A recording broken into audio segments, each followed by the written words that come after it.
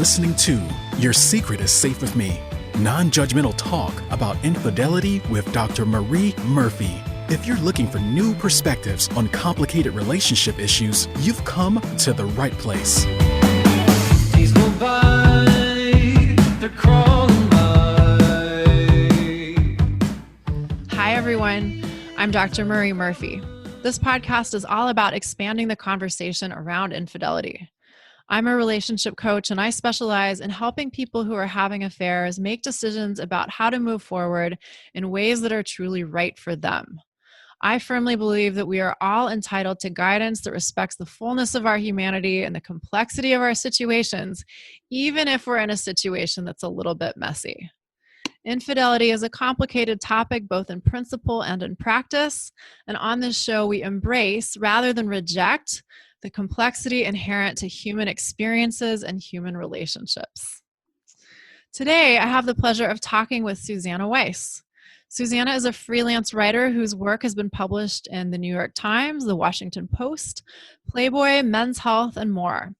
Suzannah is also a sex and love coach who gives psychic readings. You can find her on Twitter at Suzannah Weiss or Instagram at Weiss Suzannah. And Weiss is spelled W-E-I-S-S, and Suzannah is spelled S-U-Z-A-N-N-A-H. In today's episode, we're going to talk about Suzannah's experience of infidelity and all of the things she learned from it. But before we get into our conversation, I'd like to tell you that this episode is brought to you by my coaching practice, Marie Murphy, PhD. I provide shame-free, blame-free, non-judgmental relationship coaching. You can talk to me about the things that seem too messy or weird or stigmatized to share with your best friend or your spouse or even your therapist, including but not limited to matters related to infidelity. To learn more about my work, go to mariemurphyphd.com. Hi, Suzannah. It's great to have you here. Hi, it's great to be here. Awesome. Thanks for joining me. So you tell such a great story about your experience with infidelity in Hello Giggles. And we're going to talk about that story today. But the first thing that I want to hear is set the scene for us. In the article, you launch right into talking about cheating, but can you tell us a little bit about your relationship with your boyfriend before you cheated? Yeah, I had only been with him for like 2 months.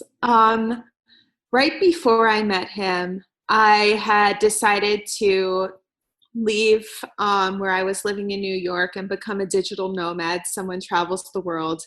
And I remember professing to my friends that I was going to have a boyfriend in every country. And so I was in this stage of adventure and exploration, and I already felt kind of conflicted about having a boyfriend. But at the same time, I loved him. And of course, I wanted him as my boyfriend. There was nothing wrong with the relationship. He was sweet and we got along well. I was traveling a lot, so there was a lot of temptation. And yeah, the only problem was just that I had been very buttoned up and sheltered throughout my life, and I was kind of like finally coming out of my shell. And then it felt like I was tied down the moment I gave myself permission to be free. Yeah, interesting. I think a lot of people can probably relate to that. And what was your agreement with your boyfriend? Had you explicitly talked about monogamy or the parameters of your relationship? No, only insofar as that I started introducing to him myself to his friends as his girlfriend, and then said, "Is that okay?" And he said yes. But I think we both assumed at the time that girlfriend meant you are the person's only partner. Neither of us had been in any other kind of relationship. Yeah. Yeah. Cool. So then a couple months into your relationship, you begin to travel. And then what happens? And then I was at a nightclub in Mexico, very intoxicated, and ended up making out with a few other people. And I felt really bad the next day, but I didn't feel like any good could come of telling him. I felt almost like that would be to alleviate my guilt rather than to help him in any way. And so I just ordered him flowers just to like say I missed him or whatever. Mm-hmm. And I remember thinking the next day, because I would sometimes get mad at him for little things. And I remember thinking, well, now I can't get mad at him. Now, like, I am the asshole too. And, and then that was, I don't know what I thought at that point about whether it would happen again. I remember almost liking it because I felt rebellious, but also feeling really bad about it. And then it happened again a few months later. So what was it like when you're together with your boyfriend during this time? Like, did you feel like the relationship had potential staying power? Were you certain about that, uncertain about that? I felt like it wasn't forever. He and I had a lot of differences. And even though like he was so sweet and would do so much for me, but I felt like there was no meeting of minds, not that much we had in common. So I was always a little conflicted about being in the relationship, but I knew I wanted to be with him at the moment. And I was happy with him when I was with him. Mm-hmm, mm-hmm. Yeah, for sure. And so then tell us more. So what's the nature of later episodes of infidelity? What happened? Well, I'm a sex and relationship writer, and And you went into the relationship as a sex and relationship writer. mm-hmm. Yeah. And part of what I do for work is like have different adventures related to sex and relationships and write about it. So I already turned down an assignment when we were first dating. It was like this app that lets you travel to like meet someone and go on a date, and I had to turn that down. And then I was invited to a new thing. It was a clothing optional resort, a clothing optional sex themed resort in Jamaica. And I went there for an assignment. And I remember talking to him and saying, like, you know, do you have any concerns about that? And he was like, I'm just not going to think about what you'll be doing there. It was almost like he kind of knew. So I was like, okay. But then he said, I trust you. So I don't know what was going through his mind, but I did end up, I was always curious about what it would be like to hook up with a woman, and I had opportunity there, and I was curious and I didn't want to waste that opportunity. So I ended up having a threesome. Mm-hmm. And the next episodes of cheating were actually, I don't know if I would even call them cheating. I think I would, because he would not have been okay with it. But if it were my relationship and my partner, I would have been like, yeah, go do that. Mm-hmm. Mm-hmm. One of them was seeing a sexological body worker, which is somebody who kind of touches you and uses hands-on touch to educate you about your sexuality and help you work through sexual issues and things like that.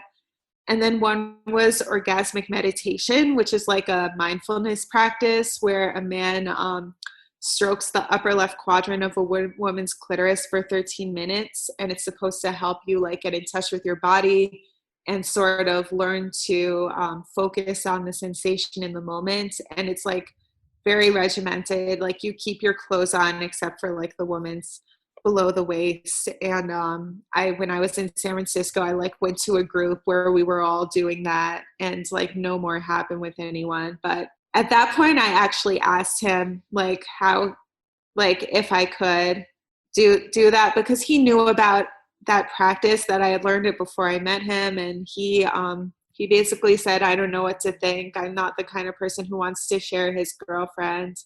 And so I told him like, oh, and he said, do what you want, but know it has the potential to hurt me.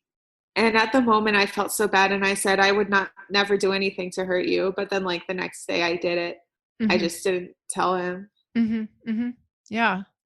And so I think this is fascinating and so important to discuss, because so often there's this tension that people experience between, you know, loving someone or wanting to be in a relationship with someone, but also having desires and preferences that don't necessarily fit in with the relationship or don't necessarily fit in with what our partner wants.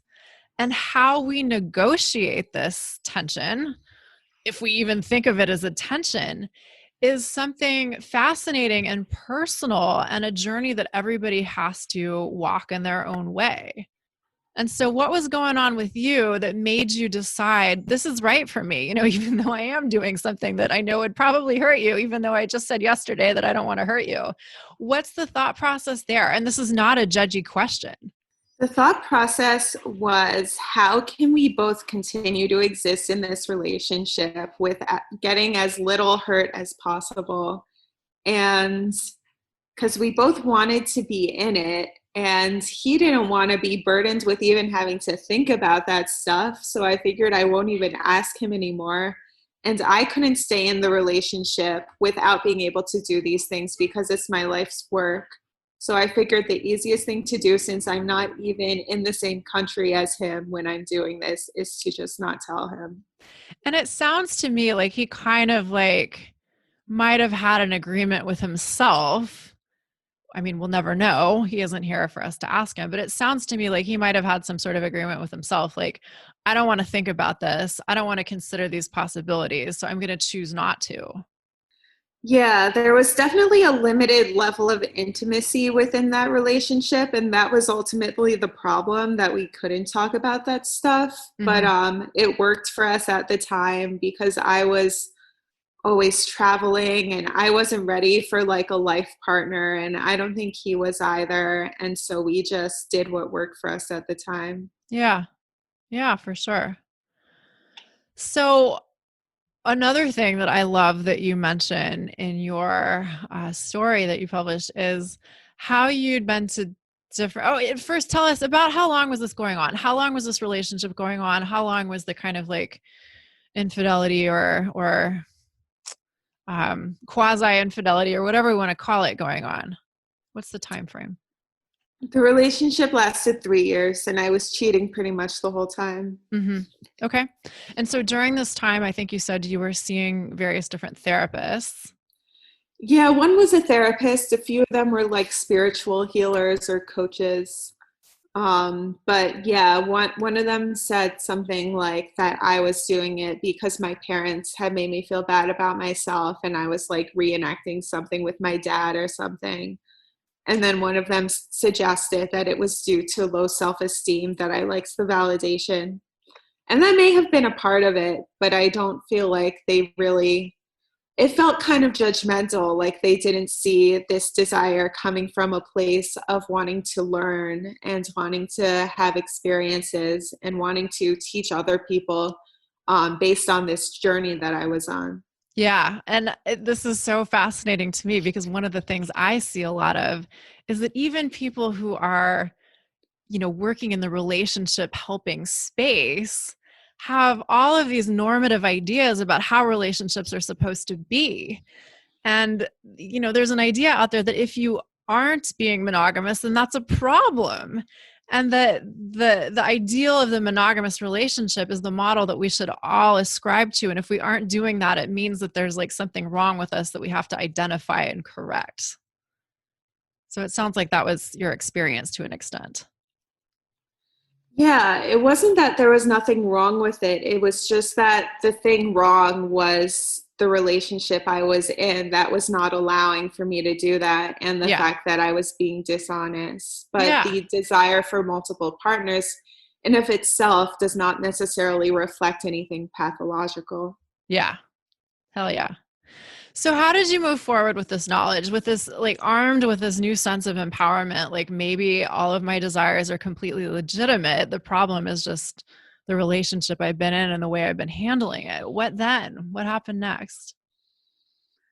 I just kind of sat on that idea for a few months. And then I started, sometime in this process, I started working with psychedelics. And that was what really got me to think about what I really wanted in a relationship. And one thing I realized was that when I cheated, I almost kind of dissociated from myself because it did hurt me to do something that hurt him. And so I had this sort of split within myself, the person who wanted to, do what was best for us and to emotionally take care of my boyfriend, and the part of me that was cheating. And I decided I can't live that way anymore. And so if another opportunity comes up, I need to talk to him because there's no real intimacy in this relationship. It's hurting me more than him because I can't be myself.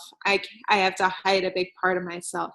Yeah. And so then it's kind of a funny story. I was interviewing this sex educator who I work with, and he's also a sexological body worker. And he said, I'm piloting this technique called the 90-minute orgasm, where I sort of just use my hands and toys and produce multiple orgasms that are so close together, it feels like one for 90 minutes. Would you like to try it and write an article about it? And I was like, well, I'm not going to turn that down. That's like, You're like, yes, please. because a big part of my journey was actually before I met my ex, I had never had an orgasm with a partner. And a big part of this journey was working through this idea that I was defective and that women in general are defective, and sort of learning to experience how much pleasure we can experience. And this felt like a big part of that journey. And so I was in, I believe I was in LA when I first wrote, and my partner lived in Germany. So I wrote him an email. I was about to come to New York, and I wrote him an email explaining that I wanted to do this and saying that it was part of my career and that it was not romantic with this person, that he was a professional, and that I felt like it could even improve our sex life, and that I could even like Skype him into the session if he wanted. Oh, wow. Yeah. And like reaffirming that he was a good lover and doing everything I could to like, you know, comfort him. And then he wrote an email back a few days later that was like, I can't believe you would even bring this up again. You knew how much like I hated hearing about this stuff last time. And like, to me, that sounds like fucking a hooker. And I don't see why you think I couldn't do it. Now you're going to write an article about it and make me look like a fucking idiot. And just like ranting like that for like a page or two. And that was when it was very clear the incompatibility that existed that we have been covering up, not just like with regard to relationship structure, but with regard to attitudes towards sexuality. And then we talked over Google Hangouts, and I said, I can't stay in a relationship that is this strict with regard to monogamy. And he said, I can't stay in a relationship that has any wiggle room. And so we just mutually decided to break up. And it was actually a pretty peaceful breakup. It was a mutual decision, and he respected that I needed something else, and I respected that he needed something else. Yeah. And then we sent each other on our way. Yeah. Yeah. That sounds positive. Have you been in touch since then? So does he know about this article that you published? No. So this is the interesting thing in it. Suzannah talks about how she decided not to tell him about some of the infidelity. Talk to us about that. About the fact that I still haven't? Yeah. And I mean, now that like, you know, this is in print somewhere and he could possibly happen upon it, what was that decision like? Was it just so clear to you that he would never look for this piece of writing that you felt okay about talking about it in public in a sense? Yeah, well, even when we were together, he never read my articles. I did not share this one in social media for that reason. It would be pretty hard for him to just find it through Google, unless he specifically wanted to know if I had cheated and Googled like Suzannah Weiss cheating or something. Like Hello Giggles doesn't really come up on the first few pages when you Google my name. So I did feel like it was unlikely. Obviously, it's always possible. I had talked to a friend of mine about that, and he was like, well, if I had read an article about how my ex was cheating, I would have been like, that makes a lot of sense now. Sure. Yeah, absolutely. And I think that's a great point. There are so many possible reactions a person could have, and not all of them have to be negative. It could be like, oh, yeah, okay, that makes more sense. Or, oh, okay, I guess that relationship wasn't really right for me. It doesn't have to be like, God damn it, this is terrible and I feel even more betrayed or something to that effect. Yeah, I did it was important to me not to tell him because it just felt like I didn't want to put him through more pain, and I wanted to preserve this nice memory he had of our relationship and just not soil it. Far in the future, I've been writing a memoir, and if and when that comes out, it may be more likely that he would find out. I would Mhm. hope at that point he would be happily with someone else and it would not affect him as deeply, because at a certain point I can't censor myself. I have to tell my story and the full story. Yeah, for sure. And that's what I love about this is that you've totally claimed your right to tell your story, even if he doesn't know about it. I think that's amazing. Thanks. I mean, I don't know, because I don't feel great about the potential that he could find it, but I also feel like it might help other people. It actually, one man wrote, he read this article and then he found me and hired me as a coach because he was struggling with similar things. Yeah. So maybe, it will serve a similar function to the person who told me there's not necessarily anything wrong with this desire, and help people find a relationship that actually fits with their preferences. Yeah. So what is your relationship like? Excuse me. What has your relationship life been like since you broke up with that boyfriend? I have not gotten into a relationship since then, but I've dated people, and I was really clear to them up front about my history of cheating and about how I don't want to do it again. And last fall, I was dating about 5 people at once, and they all knew about it. And there was one who was sort of like a main partner who we both did not want monogamy at that time, and we both talked a lot about it and told each other about our other partners. And it was actually surprising to me. I was afraid I wanted other partners, but I couldn't handle someone else having them. But when it was clear from the beginning what our relationship was, and he was I knew how much I meant to him, I wasn't threatened by other people. And I think my vision for a future relationship is that I would have a primary partner, and not necessarily other romantic partners, but that if there was something I wanted to do sexually with someone else, and definitely the kind of stuff that I just see as self-improvement, like orgasmic meditation and sexological body work, I could talk to them and they could talk to me about the same thing. Even if I don't like it, I would be open to it, because ultimately I would just want them to feel happy and like they can be their full selves in the relationship. Mm-hmm. Yeah, that's beautiful. Is there anything else that you want to say about this journey of yours? I have another couple of questions for you, but I want you to tell any more of the story that you feel is germane. Hmm. No, I don't think so. Okay, that's awesome. So, one of the things I like to emphasize, as I've already mentioned, is that we always have the option to choose what we tell our partners. And what I would love to hear from you is your thoughts on why it can be a good idea to tell your partner about infidelity and why it might not be a good idea to tell your partner about infidelity. And this can be from the standpoint of your own choices or from your work with clients. I'll start with why not, because that's what I chose. Because I could tell that he didn't want to know. Saying things like, I'm not going to think about what you'll be doing down there. There's a certain level of intimacy you can have in a relationship, and some relationships are not meant to have that level of intimacy. Like for us, I think we both knew we weren't really the one, and we were just, I was traveling a lot. We were basically long distance. It just wasn't that kind of relationship where we were that serious or where we actually wanted to let each other in on everything. We wanted companionship when I was there, and we wanted to avoid drama. So that's what we did. And I think it was better for both of us. Yeah.